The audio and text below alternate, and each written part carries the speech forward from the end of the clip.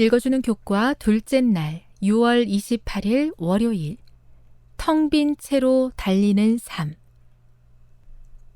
과로로 인해 수면 부족에 시달리거나 탈진 상태에 이르는 것은 심각한 문제이다. 그러나 그것보다 더 심각한 문제는 감정적으로 공허한 상태에서 계속해서 달리고 있다고 느끼는 것이다. 감정적인 어려움을 겪고 있는 상태에서 수면 부족이 더해지면 우리는 큰 좌절과 낙담을 경험하게 될 수 있다. 예레미야의 서기관이었던 바룩은 바벨론에 의해 예루살렘이 멸망당하기 전 그 도시에 찾아온 마지막 격동의 시간 동안 자주 그렇게 느꼈을 것이다. 예레미야 45장 1에서 5절을 읽어보라. 바룩의 정서적 건강 상태가 어떠했을지 진단하고 기록해보라. 만약 하나님께서 그대에게 꼭 필요한 말씀을 맞춘 듯이 준비하여 보내주신다면 어떻게 느끼겠는가? 바룩은 하나님께서 그분의 보좌에서 직접 주시는 말씀을 받았다. 성경은 대략 주전 605년에서 604년 사이 유다의 여호야김 넷째 해에 이 일이 있었다고 이야기한다. 예레미야 45장 3절은 사람이 자신이 하는 일의 의미나 목적을 모른 채로 하루하루를 살아갈 때 어떤 모습인지 잘 보여준다. 이 시기에 대하여 설명하고 있는 성경의 기록을 볼 때 바룩의 부르짖음이 결코 피상적이거나 가벼운 것이 아니었음을 알 수 있다. 그에게는 낙담하고 감정적으로 지쳐 있을 만한 충분한 이유가 있었다.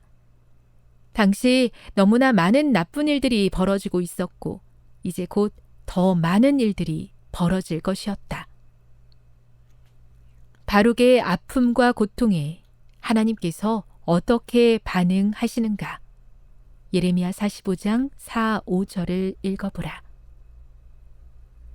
바룩의 고통에 대한 하나님의 반응은 그 상황 속에서 하나님께서 느끼셨던 절망과 좌절이 바룩이 경험했던 것보다 훨씬 더 컸음을 기억하게 해준다. 하나님께서는 자신이 지어 올린 예루살렘 성을 곧 무너뜨릴 것이었다. 하나님께서는 이스라엘을 포도원으로 삼으셨으나 그것을 뿌리째 뽑아 포로로 보내실 것이었다. 이것은 하나님께서 당신의 백성들에게 원하셨던 것이 아니었지만 그들이 하나님께 반역했으므로 어쩔 수 없이 생기게 될 일이었다. 그러나 바룩을 위하여 터널 끝에 빛이 주어졌다. 하나님께서는 파멸과 포로 생활과 상실 가운데서도 바룩의 생명을 지키실 것이었다. 교훈입니다. 이스라엘에 곧 닥치게 될 국가의 비극적인 결말 앞에서 낙담하고 있던 바룩에게 하나님께서는 그의 목숨을 건지시리라는 희망의 메시지를 주셨다. 묵상. 바룩에게 하신 하나님의 말씀을 다시 한번 읽어 보십시오. 그 말씀을 통해 우리에게 적용할 수 있는 어떤 보편적인 메시지를 찾을 수 있을까요? 하나님께서는 유다 온 땅에 내리게 될 하나님의 보응과 징벌 가운데서 바룩에게 자비를 베푸시어 그의 생명을 지켜주시겠다고 약속하며 위로하십니다. 우리가 사는 세상 또한 하나님을 거절한 죄 때문에 결국 멸망당하게 될 것입니다. 그 순간 우리가 붙잡고 의지할 수 있는 유일한 소망은 바로 우리를 향한 하나님의 사랑과 신실하심 뿐입니다.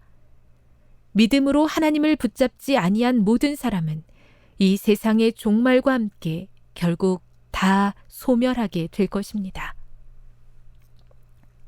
적용. 이 세상에 가득한 절망과 고통 가운데 살면서 그대의 시선을 소망의 하나님께로 돌리기 위해 어떤 구체적인 연습을 해보면 좋을까요? 영감의 교훈입니다. 치료하는 향유가 되는 말. 상처받은 사람에게 치료하는 향유가 될 수 있는 믿음과 용기의 말을 하라. 수없이 많은 사람들이 인생의 큰 투쟁에서 용기를 잃고 낙담해 왔다. 그러나 이때 한마디의 친절한 격려의 말을 들었더라면 그들은 승리할 힘을 얻었을 것이다. 우리는 고통하는 영혼에게 하나님께서 우리를 위로하시는 그 위로를 나누어 주려고 노력함 없이 결코 그대로 지나쳐서는 안 된다. 시대의 소망 505. 세상에서 살면서 경험하게 되는 수많은 고통으로 인해 좌절하고 낙담할지라도 내가 겪는 고통을 바라보시며 나보다 더 슬퍼하시며 소망으로 위로해 주시는 하나님이 계심에 감사드립니다.